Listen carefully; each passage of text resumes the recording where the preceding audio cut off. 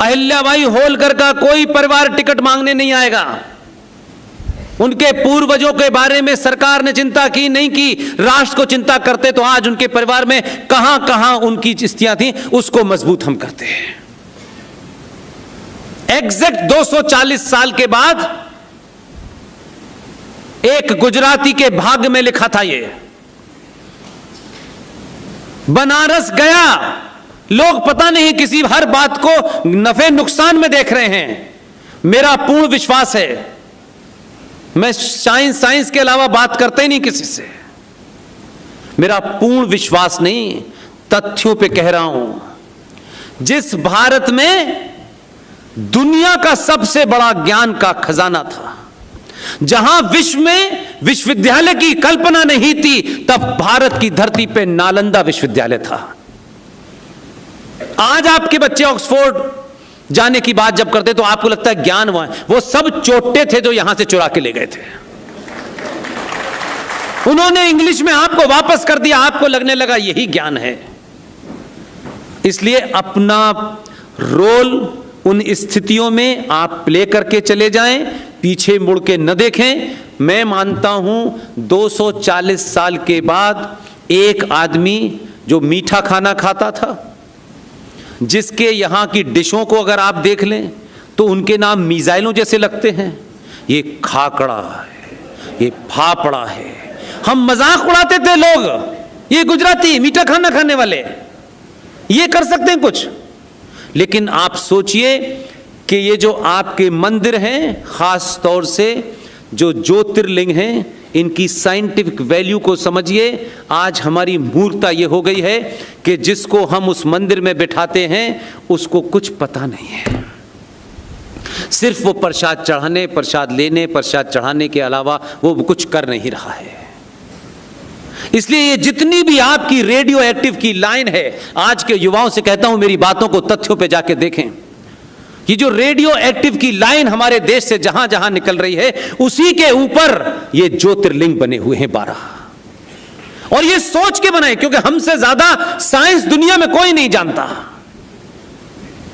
हमने उसको पढ़ना बंद कर दिया, लोग चोरी करके ले गए। अब वो आपको बताते हैं 1958 में नासा बना और बताते हैं you know what it is carbon dioxide. वो आपको अंग्रेजी में बता रहे हैं। इसलिए उसी ज्योतिर्लिंग पर पानी और दूध इसलिए चढ़ाया जाता है कि जो रेडियो एक्टिव है उसको कंट्रोल किया जाता है। उसकी रेज किस एक पर्टिकुलर टाइम पे पुरुषों के लिए, पर्टिकुलर टाइम पे महिलाओं के लिए बाधित होती है, उससे रेज निकलती हैं। जब आप कहते हैं मैं मंदिर में जाता हूं तो यहां मुझे एक अजीब सा फील होता है। वहां कुछ फिल्म नहीं चल रही होती है रेखा की, वहां उस पत्थर से, जिसे आप पत्थर मानते हैं, जिसे हम देवता मानते हैं, वहां उस शक्ति को कंट्रोल किया जाता है और निरंतर पानी दूध चढ़ता है ताकि वो ठंडा रहे। इसलिए पुजारी जो वहां बैठते हैं उनमें एक अलौकिक शक्ति पैदा हो जाती है साइंस से। जैसे कहते हैं ना कि जो लोग किसी ऐसी जगह काम करते हैं तो उनकी बॉडी पे उसका रिएक्शन होता है। इसलिए उन ज्योतिर्लिंगों को जो आपके 12 हैं उठा के देख लीजिएगा, आपको यही जवाब मिलेगा। लेकिन आप सोचिए कि यह बात किसी को नहीं पता थी, लेकिन फिर भी आप सोचो कि एक आदमी 2014 में यकायक ऐसे ही हो गया, उसके दिमाग में ख्याल आया यार वो तो सबसे सेफ सीट था, वो सोचता गुजरात में मेरे लोग जानते हैं, मुझे पहचानते हैं, मेरा खाना खाते हैं, मैं उत्तर प्रदेश के लोगों से पंगा लूंगा जो राजनीति के एक से एक चाणक्य घूमते हैं वहां। वो गया, बनारस से चुनाव लड़ा उसने नहीं लड़ा, वो अपनी मर्जी से नहीं गया। ये उतना ही सत्य है कि मैं अपनी मर्जी से पुणे नहीं आया हूं, अपनी मर्जी से नहीं आया, बिल्कुल नहीं आया हूं। इस मंच पे जितने लोग भी बैठे हैं, इन्होंने अपनी मर्जी से मुझे नहीं बुलाया है। मैं बहुत ईमानदारी से फैक्ट पे कह रहा हूं, मैं कोई बात बिना सोचे समझे नहीं कहता। आप सोच लीजिएगा, ये शक्ति जो यहां से निकली थी वो ट्रेवल कर रही है पूरी दुनिया से, और ट्रेवल करते करते अब वो भारत अपने मूल स्थान पहुंच रही है। इसलिए यह आपको इत्तफाक लगता होगा, लोग मेरी बातों को कह सकते हैं कि मैं एक अजीब टाइप्स की बातें कर रहा हूं, लेकिन हो सकता है कुछ दिन तक आपको लगे, लेकिन मैं तथ्य बता रहा हूं आपको। ऐसे ही लोग नहीं पैदा हो रहे। आईआईटी खड़गपुर में अगर हमारा बच्चा एडमिशन पाले तो भाई साहब 3 दिन तक तो माता पिता को नींद ही नहीं आती, इतने खुश होते हैं। लेकिन आपके बीच में वही शक्ति के कारण वो लोगों को कैसे ड्राइव कर रही है, किस तरह ड्राइव कर रही है कि लोग आईआईटी खड़गपुर का टॉपर वो होता तो यहां से करोड़ों की नौकरी करता, कोई कमी नहीं थी, बेहतरीन इंसान है, एकदम पाक साफ आदमी है, जो यहां है वो यहां है, वो यहां है, कोई कंफ्यूजन नहीं। आईआईटी खड़गपुर का टॉपर सब कुछ छोड़ करके सुप्रीम कोर्ट में भारत के मंदिरों पर हमारी कायरता और चापलूसी के चलते, हमारी खामोशी के चलते एक लंबे समय से एक कानून बना है कि हिंदुओं के जितने बड़े मंदिर हैं उन मंदिर पर आप अपनी आस्था से गणेश का सोने का मुकुट चढ़ाते हैं, करोड़ों रुपया चढ़ाते हैं, हजारों करोड़ों का दान देते हैं, उस दान को सरकार ले लेती है। ना तो वो मजारों से लेती, ना गुरुद्वारों से लेती, ना चर्चों से लेती। सुप्रीम कोर्ट में जय साईं दीपक इसकी लड़ाई लड़ रहा है। ऐसा नहीं है कि लोगों के पास कोई काम नहीं है तो राष्ट्रवाद करने चले आए कि भाई हमने घर छोड़ दिया है, हम बेरोजगार हैं। नहीं, सब अपना बेहतरीन कैरियर छोड़ के काम कर रहे हैं।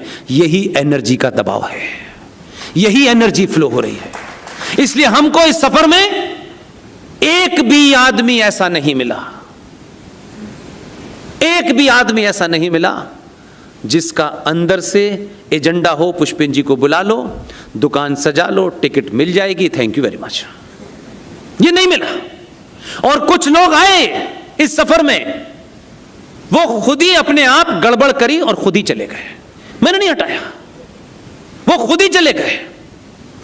इसलिए विष्णु शंकर जैन को, जो 35 साल का आज का युवा सुप्रीम कोर्ट में प्रैक्टिस करने वाला बेहतरीन इंसान, नॉलेज उसकी सिर्फ लीगल नहीं है, उसकी हिस्टोरिकल किताबें इतनी पढ़ता है कि कोई पढ़ता नहीं है, उसको कैसे ख्याल आया कि सन 1992 में लॉ एंड ऑर्डर का नाम लेते हुए बनारस के अंदर एक श्रृंगार गौरी का मंदिर है, उस मंदिर में उस समय के लॉ एंड ऑर्डर की वजह से पूजा बंद कर दी गई थी, मुलायम सिंह थे सरकार में, उसने अर्जी दी हाई कोर्ट में, कहा कि सर ये श्रृंगार गौरी जो मंदिर है इसमें लंबे समय से पूजा हो रही थी, 1992 में एक सरकार ने लॉ एंड ऑर्डर का नाम लेते हुए इस पूजा को रोक दिया गया। तो हाई कोर्ट का दिमाग देखिए, ये शक्ति सिर्फ मेरे पास आ रही है ऐसा नहीं है, ये गांगुली जी के पास भी आ गई थी, ये कई लोगों के पास आ रही है। उन्होंने, हाई कोर्ट ने राज सरकार से पूछा, और वो भी उससे जो दुनिया का पहला ऐसा आदमी है कि अमेरिका में रिसर्च हो रही है कि ये कितनी भाषाएं जानता है। तो किसी ने कहा ये हिंदी बोलता है, उसके अलावा तो जानते नहीं है। तो कुछ अमेरिकन्स ने कहा ये तो कहता है कि जिस भाषा में बोगे उसी भाषा में जवाब दूंगा। तो उस आदमी को हाई कोर्ट ने ये कागज भेजा कि भाई इस पे आप जवाब दीजिए। उसने कहा कि सरकार ने एक ऑर्डर दिया था कि लॉ एंड ऑर्डर की वजह से यहां पूजा बंद हो जाएगी, सरकार बदल गई, ऑर्डर बदल जाएगा, कागज फाड़ के फेंका, बोल सक कल से पूजा चालू।